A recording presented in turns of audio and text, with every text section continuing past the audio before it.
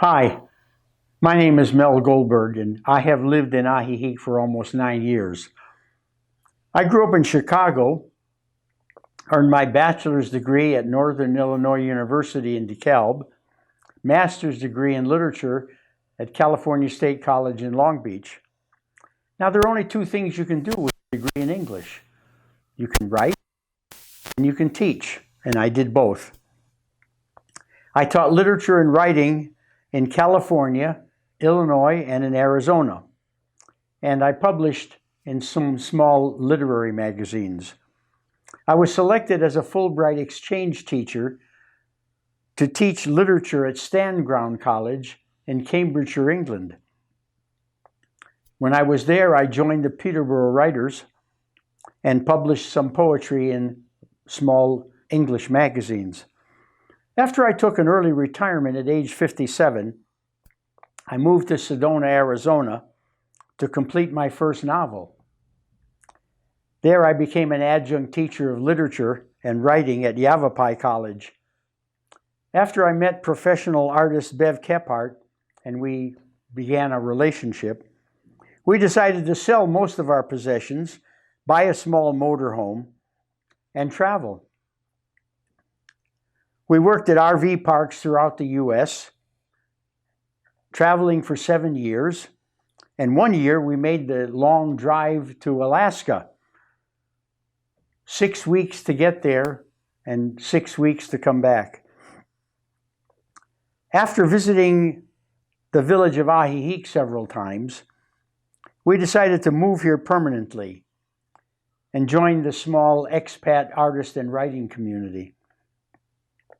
My writing has been published online and in print in the United Kingdom, United States, Mexico, New Zealand, and Australia. My books are available on Amazon. I'm going to read a few poems today. This first one relates to an important holiday in Mexico called Dia de Muertos. As I get older, the thought of death becomes a very important theme in my writing. Now that we're approaching the end of October and the holiday of Dia de Muertos, this poem relates to that idea. It was accepted by Zingara Poetry Review and will be published in November. Dia de Muertos, sometimes called Dia de los Muertos, is a multi-day holiday celebrated throughout Mexico. It focuses on the gatherings of family and friends to remember those who have died and help support their spiritual journey. Traditions include visiting graves, honoring the deceased, and using their favorite foods and beverages. This is Dia de los Muertos. Think of death as an old friend who will provide a place for your shriveled body. Think of death as a sidewalk taco stand serving agua fresca in paper cups. Think of death as the Iquitos airport, the open-air thatched roof lean-to. Think of death as a lover who whispers as you turn and look away. Every relationship contains loss. Every touch holds pain. Death's exquisite, dreadful moment.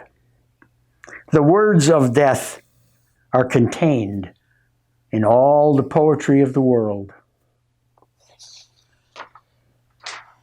When I was a teenager, my friends and I would spend Sundays at Maxwell Street, a Chicago tradition of bargains and bargaining. The market offered an eclectic mix of merchandise, tools and tires, furniture, clothing, street food. It was about a mile long, located in the shadow of the downtown. It was a place where goods on card tables and blankets competed with sidewalk kiosks and stores. And there was music. Southern blacks entertained street crowds with Delta-style blues. Unfortunately, one part was destroyed to build an expressway, Another part was raised for the University of Illinois at Chicago. The market was moved several blocks away, but it kept some of its original flavor. This is Maxwell Street.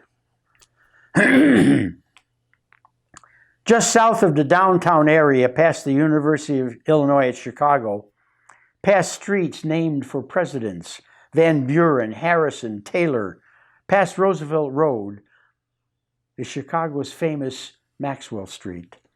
Hundreds of stalls, lean-tos, tents squeezed tight. You can buy anything from a clawfoot tub to a lawnmower or a computer to a motorcycle without a motor.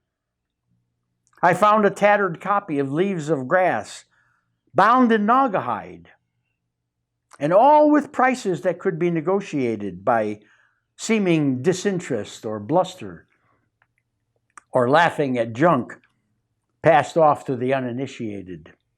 So what drew us in our youth to walk the 5 miles on Sunday to this place that seemed magical and enchanting? None of us were bargain hunters or hoarders.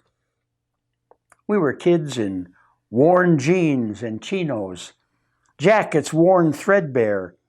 Our pockets were filled with barely enough money to buy hot dogs or hoagies and Cokes. We came to celebrate life, to squeeze a little joy from the lemon dregs of our destiny, like pilgrims attracted to a shrine. And now as adults, we walk along the street pretending interest, well into the afternoon, talking, joking, oblivious to time and space, joining the crowds milling about. But we do not care. For once again, we feel alive with every breath, every word, every thought that brings us back to our stubborn youth when we were seeds about to grow into men and fool the world. This next poem relates to my life in Mexico. Living in Mexico, I love houses that don't have the antiseptic wallboard and stainless steel look of houses in the United States.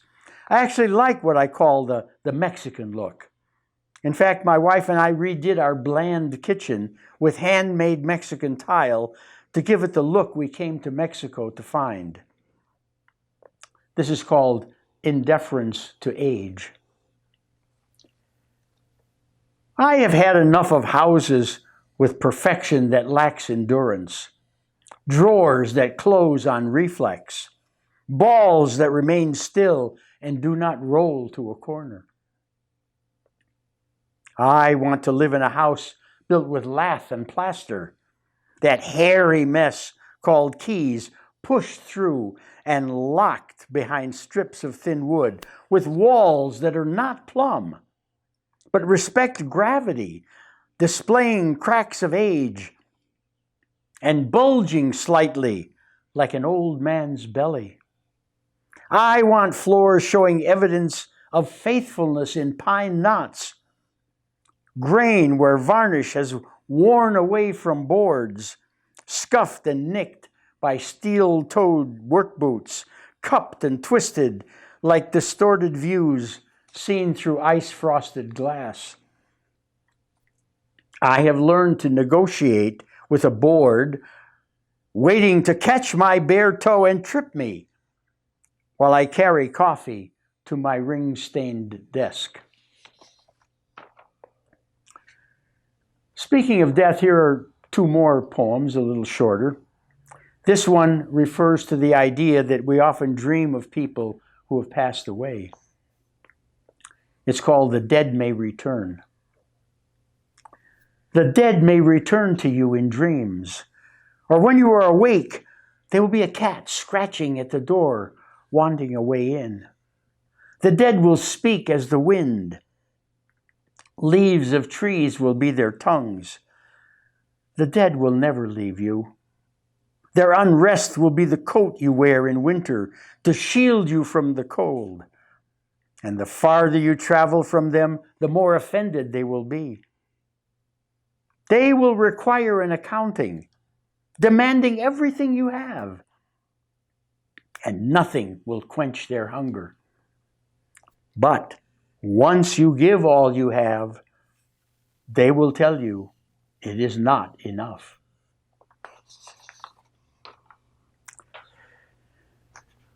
Have you ever wondered what happens when you die? Is there something on the other side? Do we greet the end with a kind of joy, or is there just unending darkness? This poem is called, "What Song Will I Sing?" What song will I sing at the end when I know I shall never return, when I watch the earth fall away as my soul climbs toward the unknown? When it is clear I shall never again see the sunset, casting long shadows over the city, or watch the full moon rising in the night sky. What will wait for me when I slip singing into the darkness? This last poem is one that I have spent time with. I've spent years writing and publishing many poems in a Japanese form called haiku. In fact, in 2017, Red Moon Press published my book of haiku called The Weight of Snowflakes. Also in 2017, I entered the 7th Setouchi Matsuyama International Photo Haiku Contest. I submitted a photo I had taken off the coast of Belize of a wrecked ship and a haiku that related to that photo. My haiku and photo were selected as the grand prize winner for haiku in English associated with the sea.